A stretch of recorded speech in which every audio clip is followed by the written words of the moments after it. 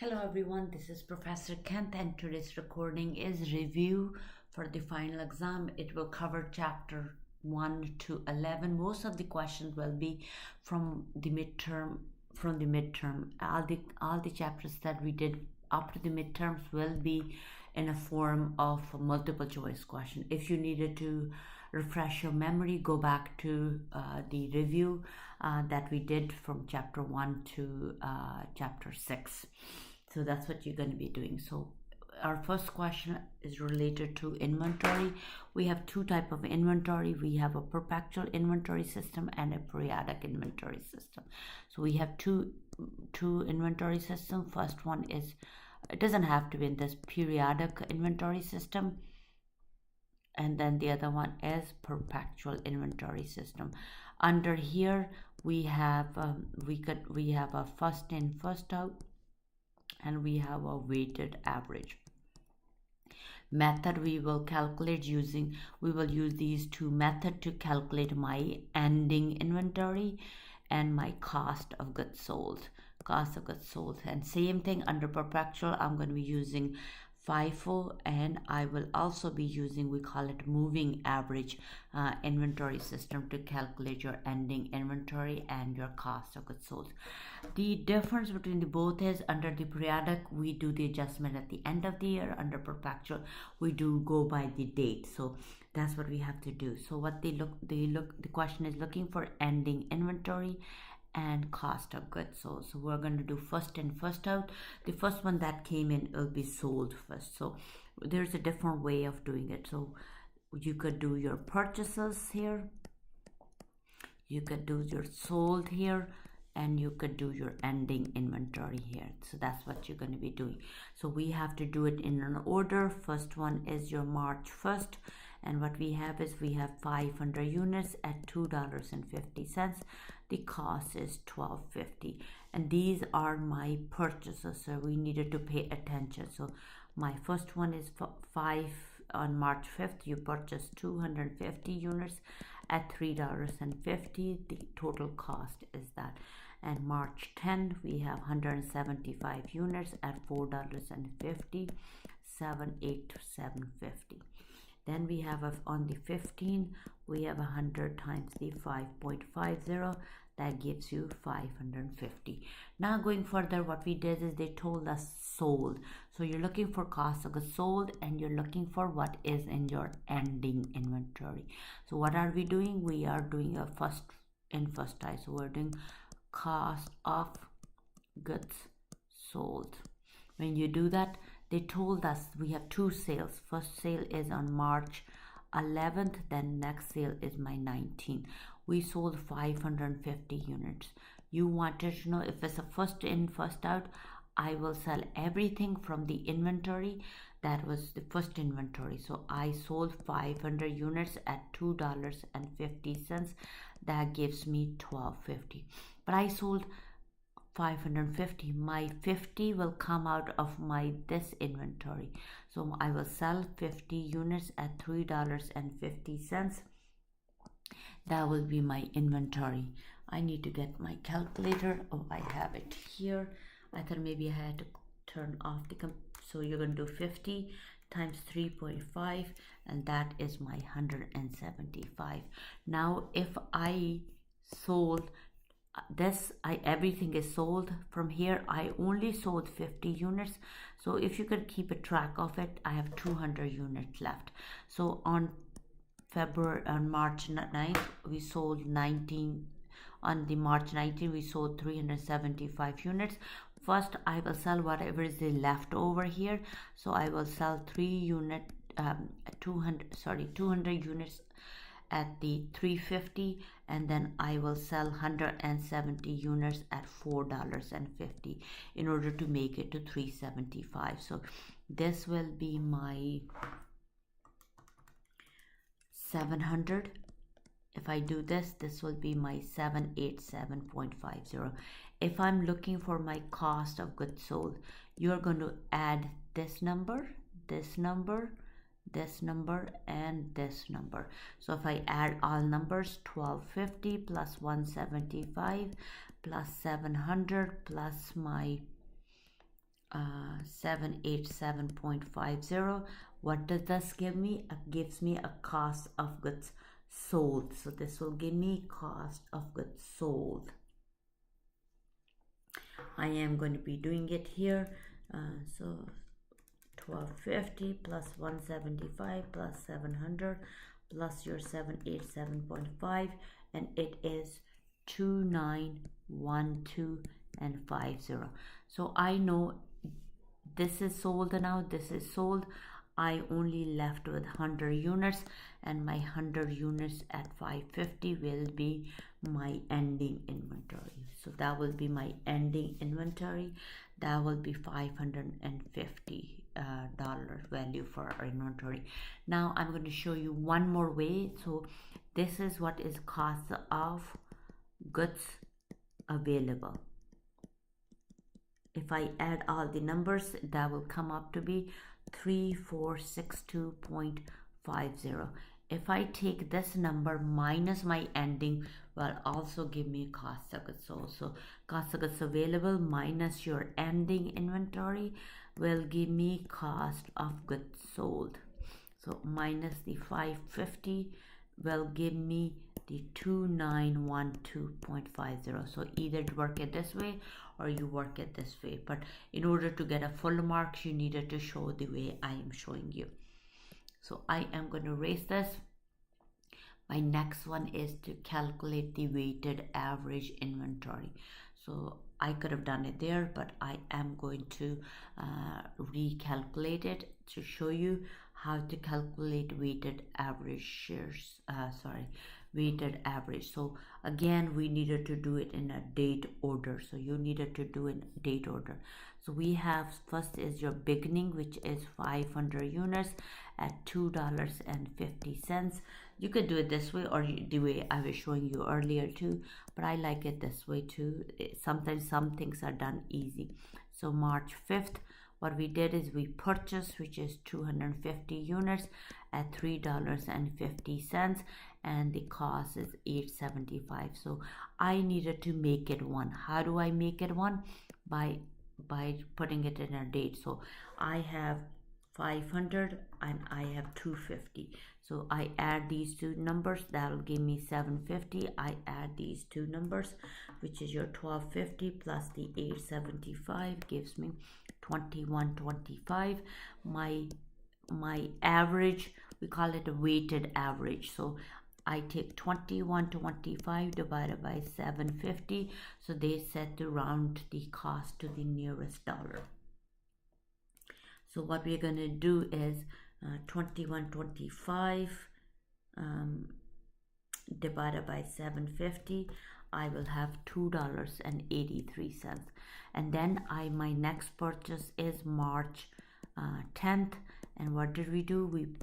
We have 175 units, and then what we did is we purchased at $4.50. The cost is 7.50. So now I add these two numbers and I will calculate. I 2125 plus 787.5. I get 2912. That 2912.5. I add these two numbers. 112.50 divided by your 875. 750 plus the 175 gives me 925. I wanted to do it in my brain.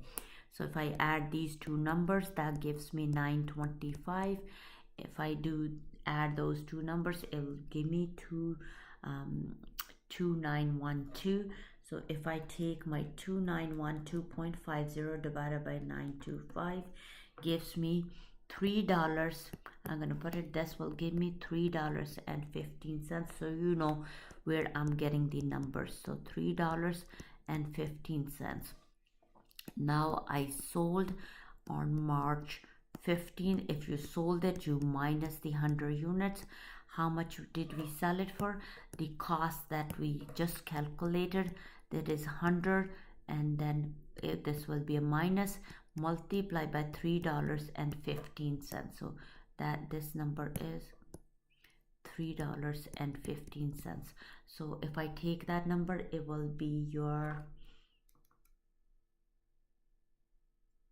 oh sorry, I did not sold. I sold 550 units. So I sold 550 units. So that's what my sold. This is my purchase. So I looked at the wrong number.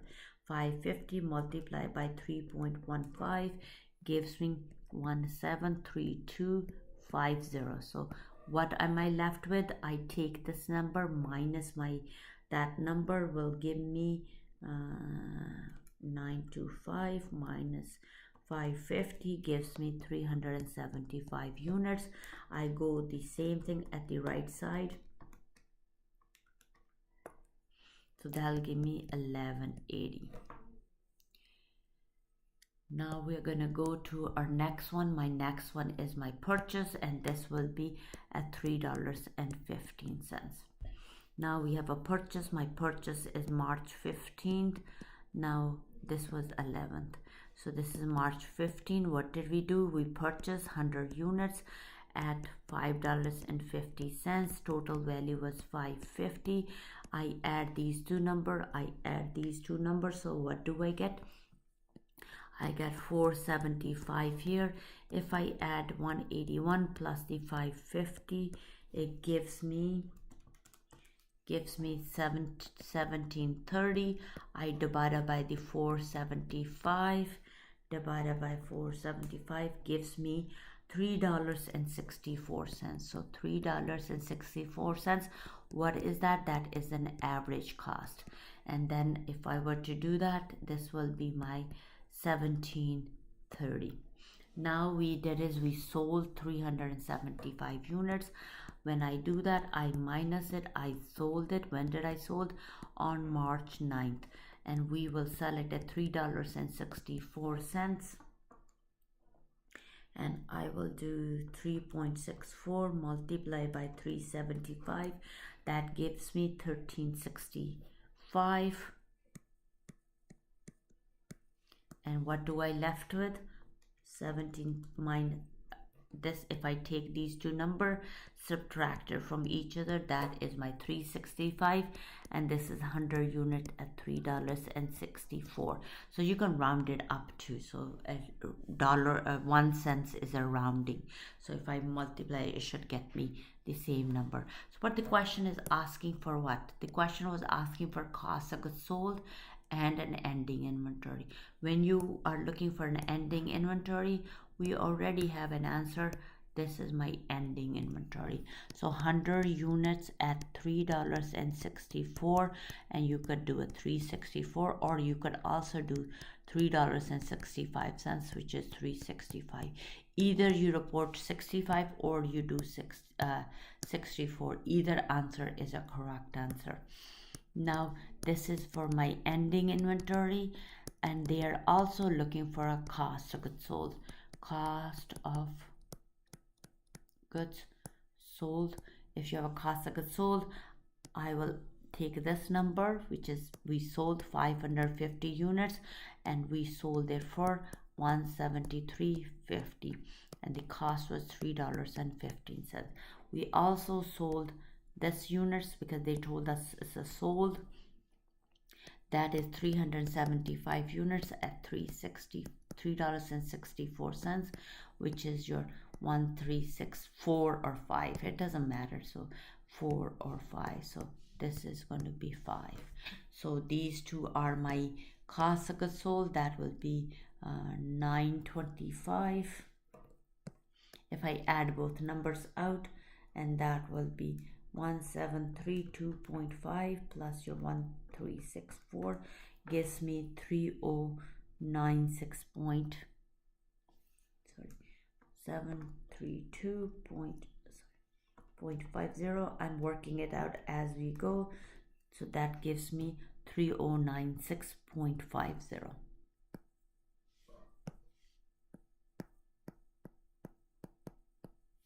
And that is 550 plus your 375 gives me 925 units.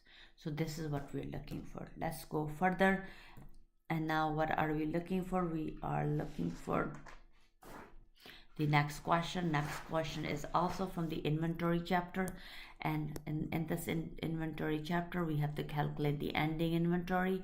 In this case we're doing a lower of cost and net to realized value. So lower of cost and a net to realized value. So let's see what the question is asking us to do. We're calculating the ending inventory balance for hockey sticks and helmets using the lower cost and net to realized value for each item. So we're going to go through the each item.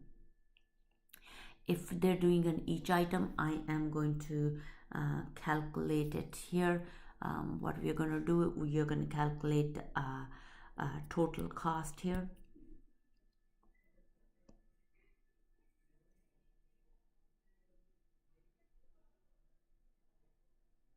Now when you do this is your unit, this is the unit, this is the unit cost, and this is the number of units.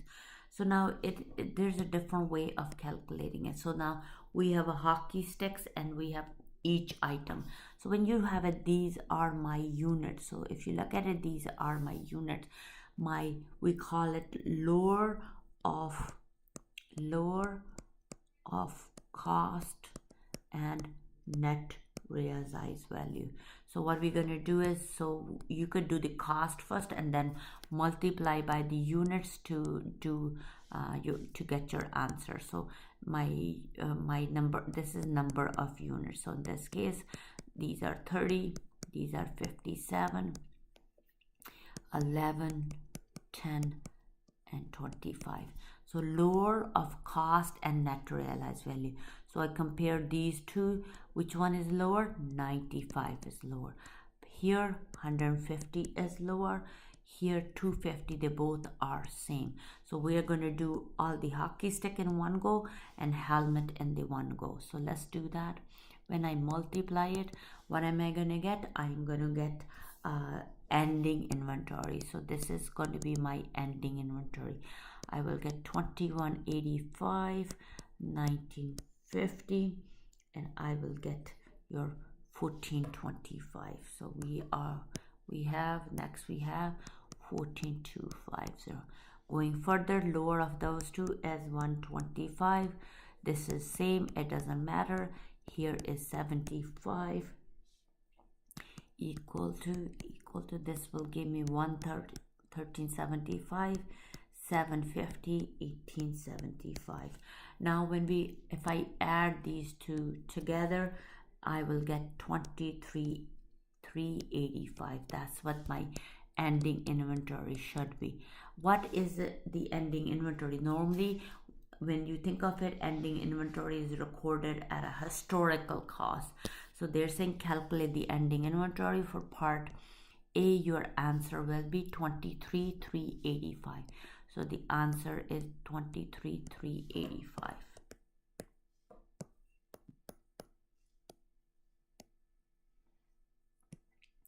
I'm going to erase this and we are going to do it for the balance. So that means we're going to do it for the balance. So they're saying it, calculate the ending inventory balance for the hockey sticks and helmet using the historical cost provider. So we want to know what is the historical cost.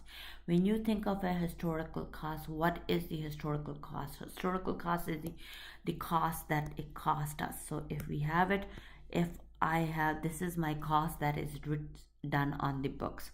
So how do I do that? I'm just going to erase this.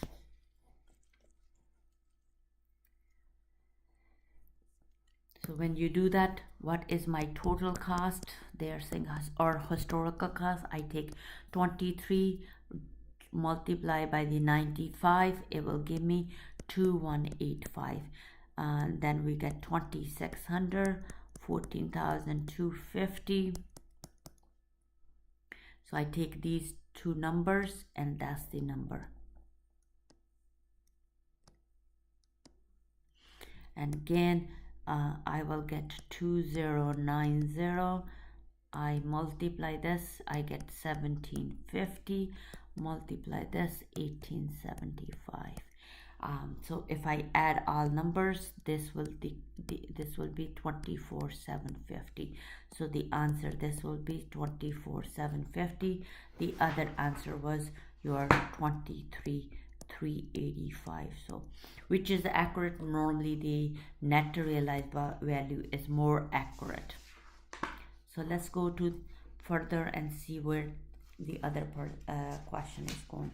In this case, what they did is they're purchasing where when you purchase it, we have different method. We are doing, you could have a straight line, units of production, double declining, or double declining balance. So what we did is there's different depreciation methods. So we learned quite a few of them. We learned a straight line. We also learned units of production. And then we learned double declining. So the bigger question will be, on the double declining. You could have a smaller questions that will be on the other two methods, the straight line and the units of production. But the bigger question we want it to be in this one. So we have to prepare the journal entry for 2022 to 24. So what we needed to do is we needed to do the transaction. So you have to write debits and a credit when you're asked to do journal entry. Luxury Lore Company purchased a machine on October 1st. My first entry will be on October 1st, 2022. What did we get? We got a machine, and if they don't tell you how we paid for it, then it's treated as like a cash. So I have another 0. My credit will be if you indent it, it's automatically known that it is a credit. If you don't want to indent it, then you have to write it beside debit and a credit. Then we purchased October 31st. They said it has 15-year residual value and 10-year useful life. On July 1st, the machine was sold. So we did not sell it till the 24. So we did not sell this machine till 24. So we have to depreciate every year, and company's year end is December 31st. So my first year end is December 31st, 2022. How many months are gone by? October is gone, November is gone, December is gone. So 3 months are gone by when we are doing a double declining. So what we do is 1 divided by the life, in this case it is 10, multiplied by the 2, this is 10%. So there's 1 divided by 10%, 1 multiplied by the 2 gives me 20%, or you could just omit the percent. So my first year will be, I started off with 125,000. If you started off with, my depreciation rate is 20%. That is my depreciation expense for the first year. And I have something, you don't need to do it this way as long you understand it. We have accumulator depreciation, and then we have something called a carrying value. Now my first year, it is going to be your, if I were to do that, and when did we purchase the asset? We purchased the asset on October 1st, and this is my December 31st. Like I said, that how many months are gone by, multiply by the 3/12, and my depreciation expense will be 6250. My accumulator depreciation will also be 6250. So the cost minus the accumulator depreciation will give me the carrying value or the net book value. Carrying value or net book value. And what is that? 125,000, and minus my 6250, I will get a balance of 78125. So how did I get this? I have the cost of the asset minus my accumulator depreciation gives me the net book value. So it gives me the net book value. So now next year I will take 78125 multiply by the 20%, that will be my full year. Now we're recording it December 31st 2023. So that will be my depreciation 23,750. My accumulated depreciation, that you're going to add both number 6250 to 23,750. So let's see, 23,750 plus your 6250 gives me accumulated depreciation of 3,000, and the value will be what my cost was, is not going to change, 125,000. My accumulated depreciation, A slash depreciation is accumulated depreciation, it is your 30,000. I minus it, so 125 minus the 30 gives me 95,000.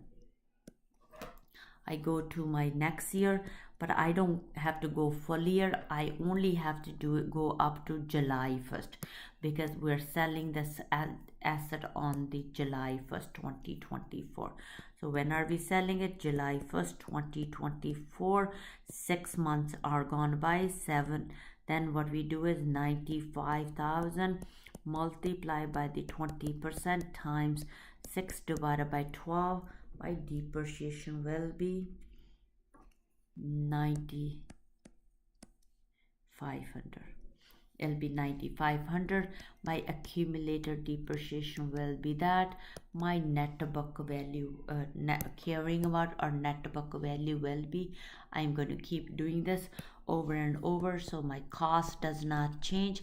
My accumulated depreciation, this is my cost, accumulated depreciation, that will be your, I add the both numbers, that is 39,500. And what does give me, if difference between those two, will be my depreciation. So 125,000 minus your 39,500, and the value of your asset is 85,500. So that's what the value of your asset sitting there at the time you are selling the asset. So now the question asks for us to do depreciation entry for I showed you the table. Now let's do the transaction. So we already showed you the transaction on the 25th. Now my next transaction will be on the depreciation that I record here, now at here. So first one will be December 31st 2022. Debit will be my depreciation expense, and credit will be my accumulated depreciation.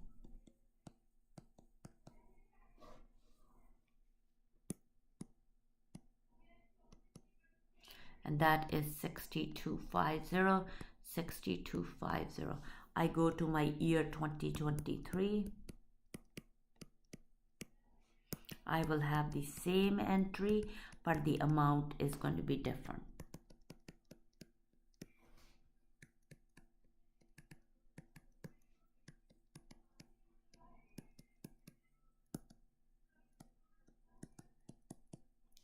And that was your 23750, 23750. And my next one is my December 31st 2024. It is same entry,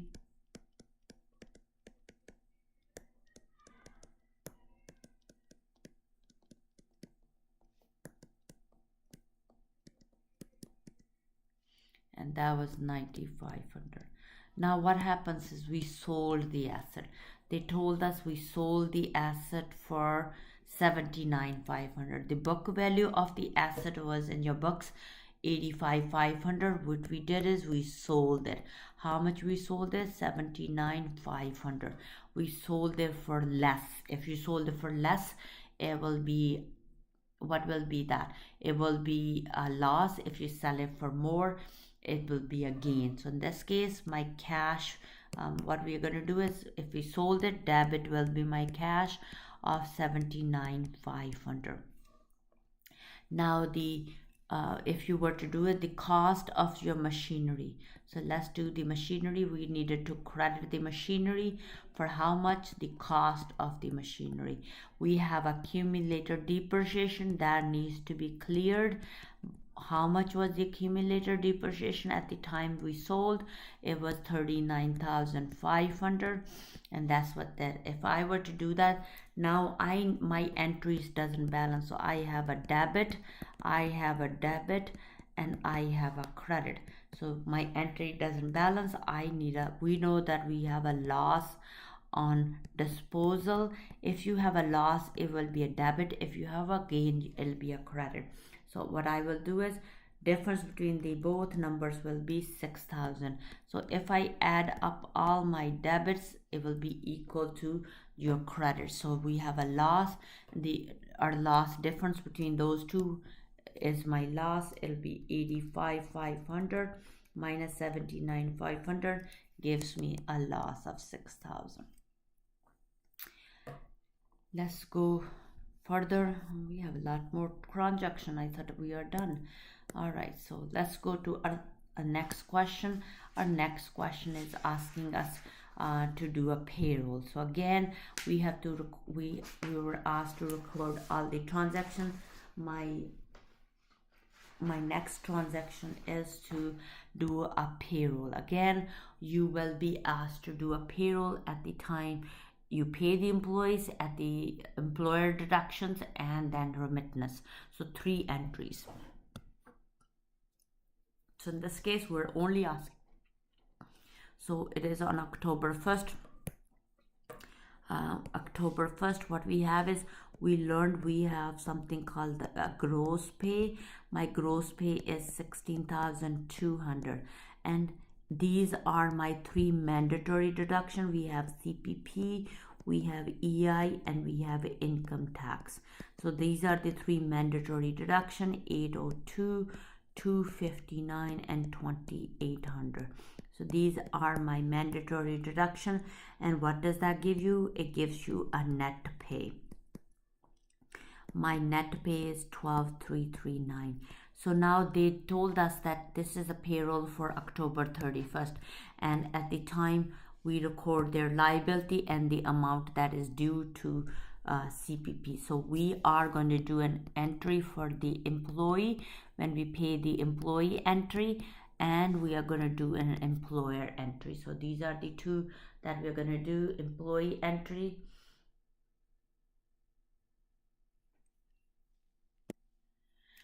So first is employee entry. Now in this case, they told us amount withheld from the employee's check were also that. So in other words, we're making the payment on the same day the payroll is. So this is where you're going to credit your cash account, because you're going to be writing them check. So my debit is, you don't have to do this. I'm just showing you so you make a habit of it. Wages expense, because if you indent it, it automatically known that it is a credit. So this is my gross pay. Then you're gonna go CPP payable. It has to say CPP payable in order for you to get full marks. You can indent it or you can write a credit. That will be my 802. This is 259, 2,800. The other one is my EI payable. Then we have income tax payable.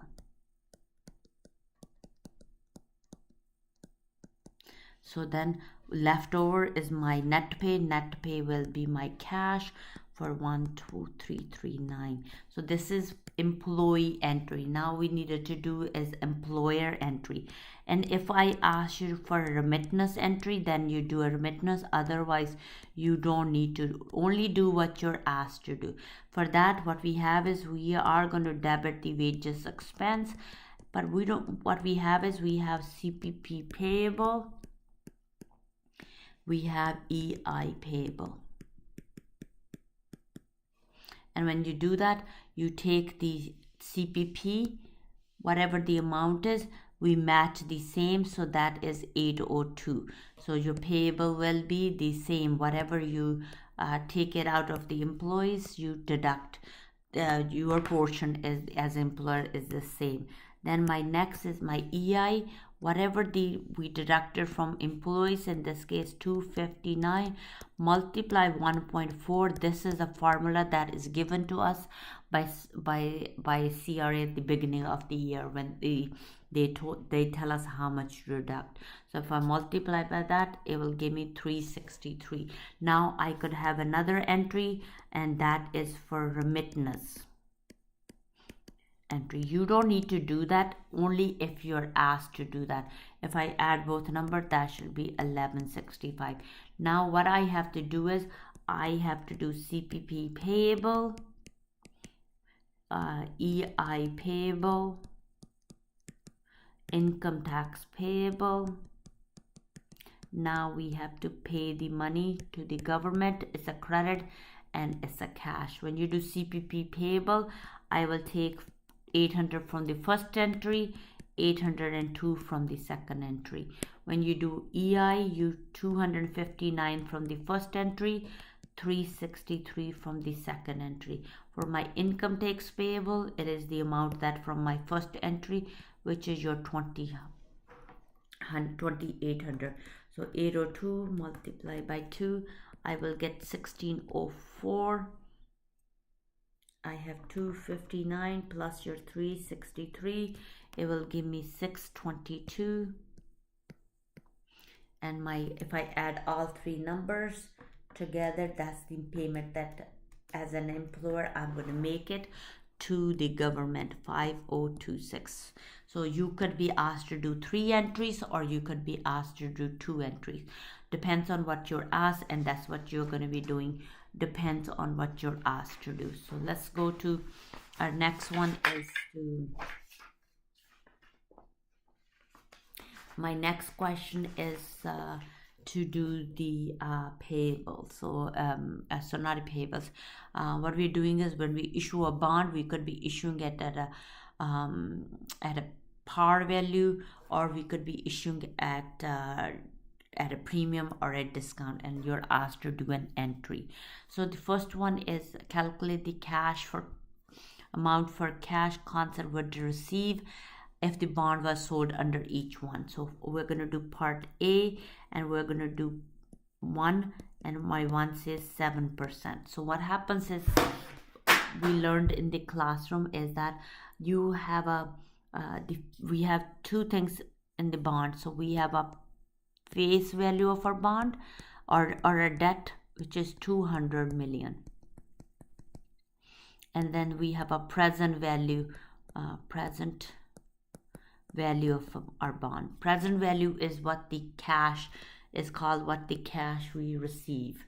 So the cash we receive when we issue a bond. So in this case, if the market rate and if it's the market rate and the coupon rate, they both are same, whatever the face value will be, that will be your present value. So there's no discount or a premium at that point. So now if this will be the present value. So we will show you how to do an entry. Let's do the next one. So this was your first one. I put it aside. So under the second one, what we have is the face value does not change, but the present value changes. So that is my 200 million. If you do million, you have 6 zeros. Million is 6 zeros. So that's what it is. So millions are your 6 zeros. Now the current price of the bond is 95.5254. This is known as a percentage. So how do I calculate the present value?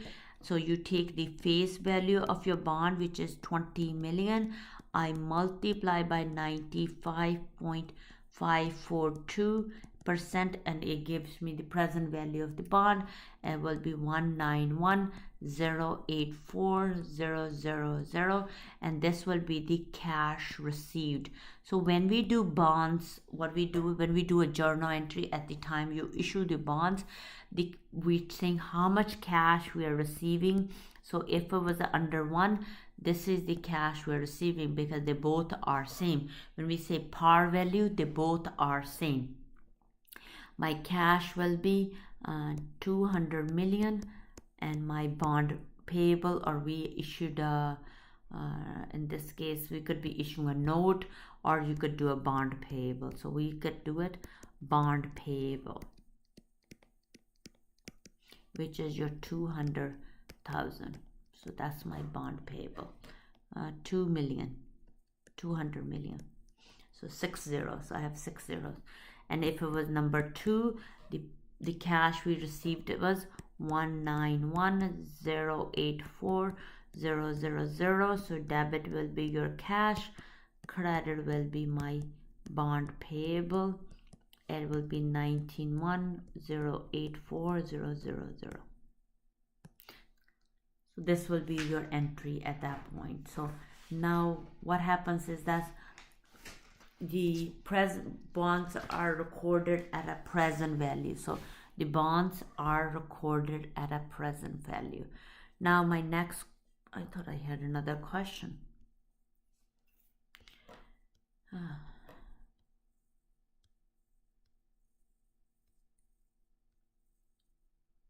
Oh, I missed one question. I thought I was wondering I didn't do one question. So I missed question number 4. So this is when you buy a bundle purchase or a basket purchase. So that's what happens when you buy a basket purchase. In this case, the company purchased a new warehouse for 2.4 million. So that's what the purchase price is. So I'm just going to put it in here, my purchase price. So as a part of the purchase, it acquired a land. So first thing I bought, it was the land, and the warehouse, it was the warehouse building. So we got a building. We got some fencing around the property, and we got some storage racks. So what we call it? We call it a fencing, and we call it storage racks. So what first thing we needed to know, is there a fair value of the asset that is given to us at the time you purchase, or appraised value is given?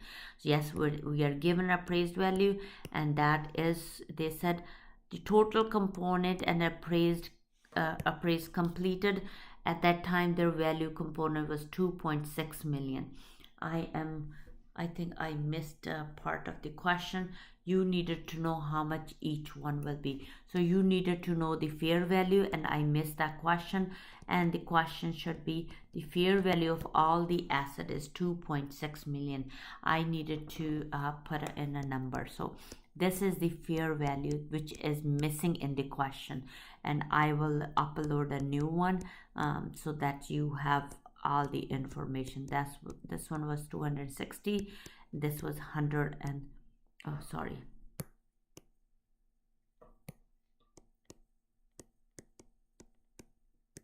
if I add all the numbers together, they should come up with 2.6 million. The purchase price we paid was 2,400,000. So that's the purchase price. Before you get to it, I needed to calculate a percentage. So how do you calculate the percentage? So you calculate by, the first one is you're going to take your 3 million divided by 2.6 million. So that'll be first one you're going to calculate. It will be your 50%. So that first one is 50%. I'm going to show you the next one, 910,000 divided by 2.6 million, and it gives me 35%. And the next one is 35%. You continue doing that. My third one is 130,000 divided by 2.6 million, and then we have 260,000, and that is 2.6 million. So what do I get here? I get 10%. I get 10% here, and I get 5% here. So this is 5, it is my 10%. If I add all these three numbers, it should be equal to 100%. The price that we paid was the 2.4 million. I take these two number, and what I was gonna go, we call it allocated cost,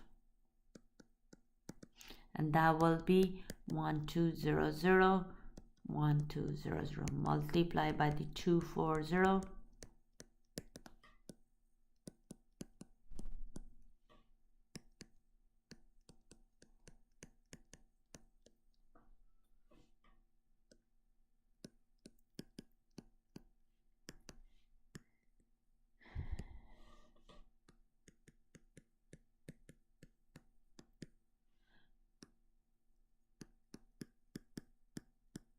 altogether these numbers should be equal to 2.4 million. Again, the question can change depending on the question, but they ask us to do a journal entry. So my debit will be the land, that will be 1.2 million. We also purchase a building, which is 840,000. We purchase fencing, that is 120,000, and we purchase storage racks, that is 240,000. Credit will be my cash that we paid, which is 2.4 million. So 2.4 million. So